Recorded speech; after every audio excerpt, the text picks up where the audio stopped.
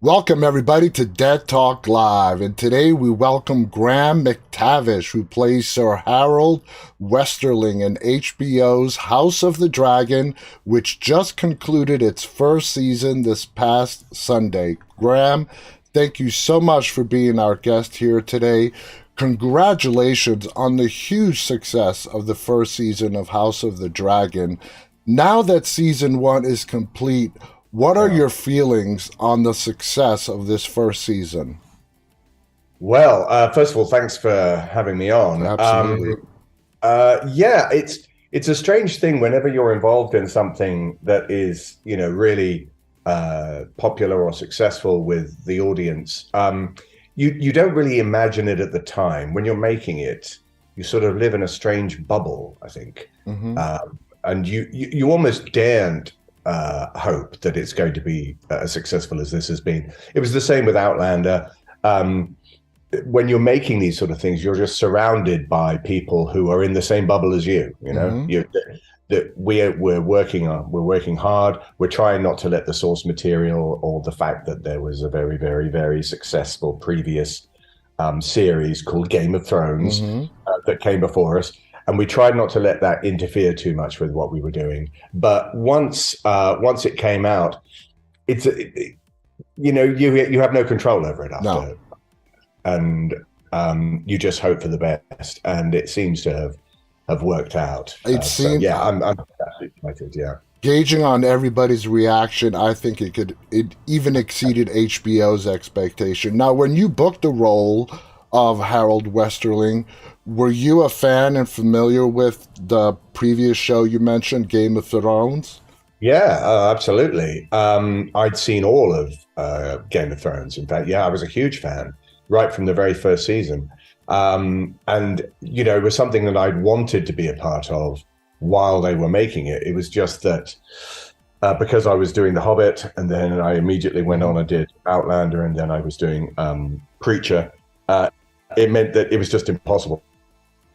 So this was something that I'd spoken to the showrunner, Ryan Condal, about years previously, actually. Ryan and I had worked together. We did a pilot for NBC called The Sixth Gun, which never went to series, sadly. But Ryan and I formed a friendship after that. And he got me in Colony, which was another show that he wrote and was the showrunner on. And he spoke to me about this project. Oh, we had lunch in LA. I mean, well, it's got to be at least 5 years ago. Wow. And said that he was really hopeful, because at that time there were 3 shows that were in the running to be made as prequels to Game of Thrones. And he felt confident about it, but he said, when we do it, I really want you to be involved. And it's like one of those conversations that you have and you think, oh, well, that would be nice. And then, boom, you're in it. And I remember standing in the throne room set with Ryan, looking at these giant statues and looking at the Iron Throne at the end and saying, this is amazing. It's like surreal. Yeah, totally surreal. And I still talk to him about it. That it's a wonderful, wonderful example of somebody who had an idea, followed it through, worked incredibly hard, and was rewarded by it being actually made by HBO. So, Absolutely. Yeah. So let's break down your character, okay? I see your character as one of very few, if not the only, honorable men on this show. How did you see your character when you first read him, when he was explained to you, and how did that influence on how you were going to portray him? Yeah, you're absolutely right. He is pretty much the only decent human being in the entire show. I mean, he is surrounded by a sort of nest of vipers, really, who have. I mean, the thing about Harold is that he is the sort of representative of a sort of almost warrior monk order, the King's Guard. Yeah. I mean, when you get chosen to be a member of the King's Guard, you forsake money, title, relationships, marriage, any of those things, and devote your life to the service of the king. And in doing that, That is his singular purpose, is to protect the royal family. Everything, he has no other agenda. He's not secretly plotting like everybody else is to further his own interests. He wants to do what is best for Viserys and Rhaenyra. Yeah. Not so much Daemon. He's not so keen on Daemon. Yeah. Daemon doesn't have a lot of friends. Yeah. He's not the kind of guy that has a lot of friends at his birthday party unless he's paying them to be there. Exactly. Really. So Harold, and when I read it, the interesting thing about the character from my point of view is I don't get to play that many people who are very morally decent. They tend to be a little more complicated in their morality. But in this case, he was able to be present in everything. He heard and saw everything that went on. Exactly. And it's only really towards the end of the season that he reveals his, pretty much contempt for a lot of the people involved. And we're going to get to that in a little bit. Now, this first season is really sort of broken up into two different halves. The first 5 episodes, we see the younger versions of some of the characters. And then the second half, we get to see them as adults. In the first 5 episodes, we see you sort of taking on a fatherly role with Princess Rhaenyra. How would you describe Westerling's relationship, and does he view Rhaenyra as sort of somebody he needs to protect? Yeah, no, definitely he does. He definitely does. He has a great affection for her, and I think it's partly born of duty, his sense of duty, but also because he as a man has been denied the kind of relationship that many men have, which is to have children, to be married, to have, that kind of love in their life. I chose, certainly in my interpretation, to be somebody who really looked upon her, maybe not as his own child, but certainly somebody that he had that kind of feeling towards, a very sort of avuncular feeling. He wanted to always protect her, and that's why he's put into such a very, very difficult situation later on. And that brings us to the next question. Episode 9, your character is brought to a crossroads, okay? Yeah. You're sitting in, the King Viserys is dead. They're having a meeting in the middle of the night. Everything is being kept secret. The king's death is being kept a secret. You're basically asked about your allegiance, okay? And that's when you make a stand and you say that I answer to the king. And until one is placed on the throne, I don't answer anybody. And then you turn in your white cloak. In that moment, what is going through your character's mind as you surrender your white cloak? And will he uphold his oath to whoever is placed on the Iron Throne, or does his allegiance lie more towards Rhaenyra? Interesting question. In terms of the cloak, the cloak really symbolizes Harold Westerling's entire life, really. That's to receive the white cloak, as we show with Kristen Cole earlier in the show. When you get that is bestowing upon you something that is bigger than you. Really, that you are part of something. It is, it's similar to regular military service, I suppose, but the difference with the King's Guard is really it's for life. Yes. You do that for life. You don't come to a point where, hey, now I'd like to start a family, so I think it's about time I hung up the cloak. No, there's no reason that you would ever do that. So for him to actually follow that through is hugely significant, and it would have been an awful moment for him. And I tried to play that. He's wrestling with so many conflicting feelings at that moment. He's being given orders. He's used to following them. He's surrounded by people that he has, devoted his life to. And suddenly he's being placed in a position where he has to honestly ask himself what the right thing to do is. And, and I think what's great about his character is that he doesn't really hesitate, actually. No. There's no conflict in the end. It's clear what is the right thing to do, and that's what he does. As for the future, well, who knows? I mean, that's in the hands of the writers, really. And I don't think even Westerling knows what's going to come. No. I mean, absolutely. He walks out of that door, and all he's thinking of doing is getting as far away from these people as possible. And then he'll have some time to reflect upon what he's done and what the future holds for him. If you were to guess right now, do you feel that he still holds feels an obligation towards Queen Princess Rhaenyra? Yeah.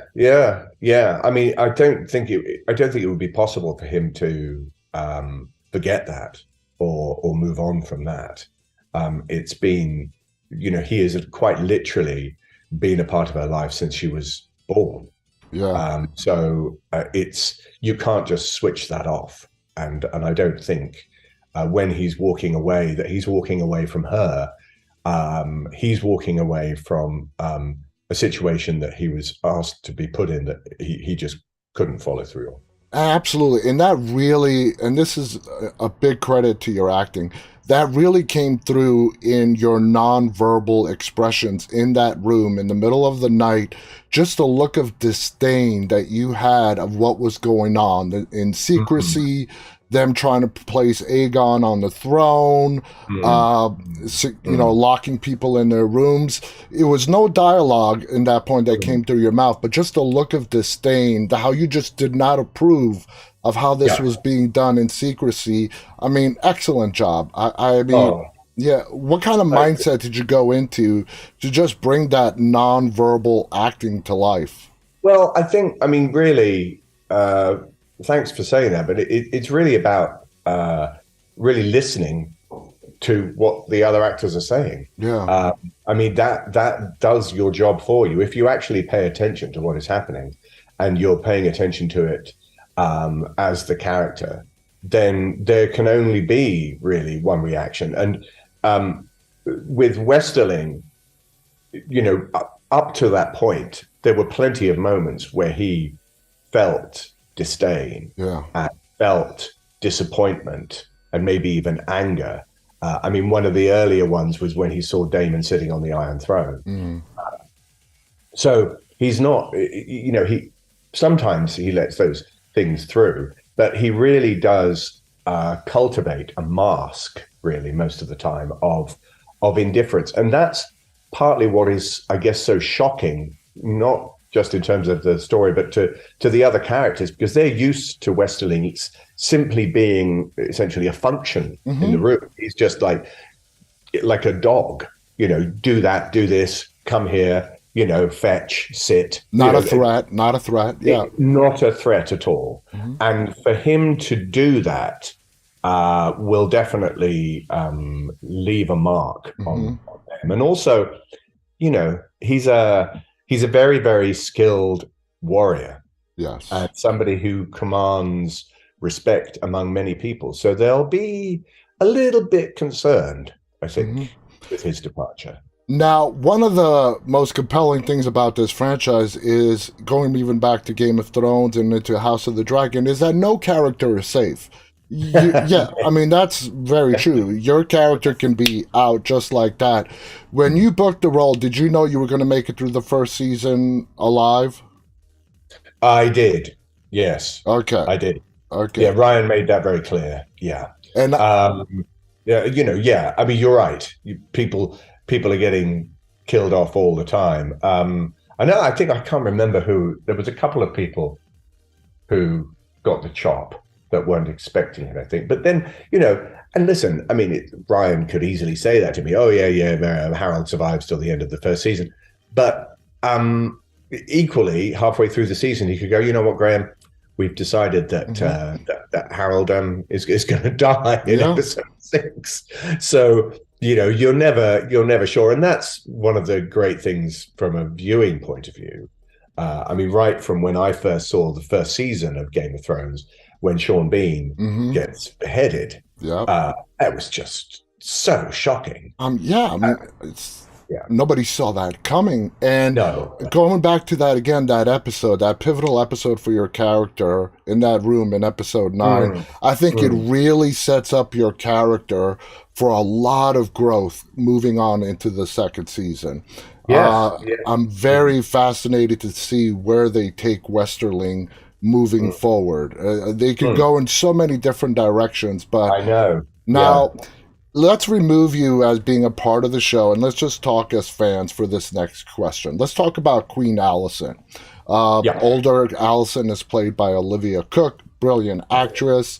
Now, Allison seems like somebody who's just always trying to find her voice. She can't get out from under her father's thumb. As a fan of the show, when you're viewing her character, what are your interpretations of Queen Allison, and how do you see her? Yes, it's very difficult. It's a very interesting character, because in some ways, she is being set up to be the antagonist to Rhaenyra. Yeah. But at the same time, she finds herself in an almost impossible position. She is always, I think, motivated by wanting to do the right thing. Exactly. And people and events conspire to often undermine that. But that makes for a fascinating character. It'll be very interesting to see how that progresses as well, because two people who were childhood friends who are now placed on opposite sides.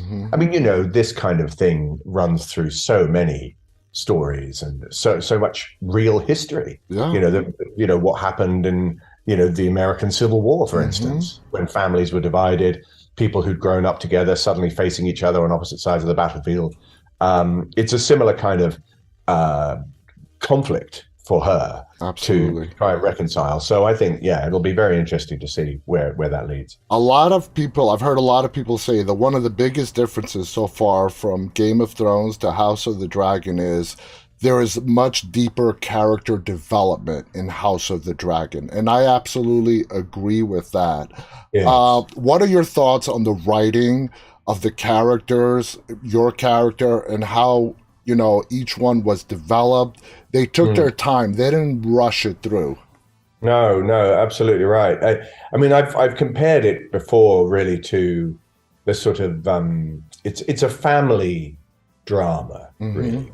And if you remove the swords and the dragons and all the rest of it, it's a story that is relatable to any family, that there are disputes, there are fallings out, there's rivalries, all of those sort of things that go on, and it's in the same way that you found with The Godfather, for instance, The Sopranos, a lot of these kind of Succession, they all revolve around the family and the characters within that family, and House of the Dragon is part of that as well, I think, and that's what makes it very, very appealing, I think, to people. Me too. I totally agree. Now, you get to work with an amazing cast, crew. What kind of an effect does that have on you as an actor, coming to work every day and working with such professionals who are so good at what they do? Yeah, well, I mean, I've been very lucky that way with projects that I've worked on. House of the Dragon, it was hugely beneficial that Ryan, in particular, was a massive fan of Game of Thrones. So he was writing it from a fan's perspective in many ways. In the same way that actually, when Peter Jackson, for instance, came to do Lord of the Rings and The Hobbit, he was a fan of those stories. Absolutely, and ate those stories pretty much all his life. And it's the same with Ryan. He went and sought out George R.R. Martin when we were shooting in New Mexico on the pilot that I mentioned, and in order to set this whole thing in motion. But everybody else on that set, they were great. The cast, the crew, sometimes working under very, very difficult circumstances. I mean, not just circumstances related to COVID, but just the physical circumstances of making a show like that. It was not always comfortable, to to work in. But everybody really brought their A game to it, and I think it shows. Yeah, Absolutely, definitely shows. Now, I can't let you go without asking you at least one Outlander question. I'm a huge Outlander fan. You play Dougal McKenzie. Now, Dougal McKenzie, emotional, hot-headed, stubborn. I think he's a complete opposite of Westerling. Yes, he is. Tell us about your time on Outlander. How much fun did you have playing Dougal McKenzie? Oh yeah, I mean Dougal's a great character because he's very complex. Sometimes people say to me, "Oh, he was a villain," and I'm like, no, he wasn't. Not a villain. He was much more interesting than that. He was much more complicated. And he's all of those things that you described. But he's also, loving, loyal. He's supportive. But he has all sorts of, inner conflicts. But for me, the experience was fantastic. And talking about, people that you're working with, I had such a great time working with that group. We all started that job together. And we were like a little family by the time we actually started filming, because we had a little kind of boot camp period where Sam, myself, Duncan Lacroix, Grant, and Stephen and Katrina, and Gary Lewis, we all got together and really bonded. And so the working environment was wonderful, and we had a lot of laughs. I can imagine. Do you enjoy doing period pieces like Outlander? And even though House of the Dragon is a fictional time period, it's still like a medieval time. Yeah. Do you enjoy those? I mean, sure. The Hobbit. I do The Witcher, an Outlander. Yeah. I seem to have. It's like I now don't go to bed without a sword being by my side. It's kind of weird. It's not planned, but I suppose it's a little bit like there's that law of attraction, really, that I do love those kind of shows myself. Those and straight out science fiction are my kind of favorite genres, I would say. Yeah. And it just so happens that I kind of ended up being a part of them, and it's wonderful. It must be a dream come true. Graham, I want to thank you so much. It's been 22 minutes. It's flew by. I've had an amazing experience talking to you. I want to thank you so much. We're all looking forward to seeing what happens with your character moving into season 2. Because, like you said, of the complexity, the intensity of filming, we're not going to see it till 2024. But we can't wait to see where the story goes, where Westerling goes. A lot of possibilities. Do you have any final thoughts you want to share before we go?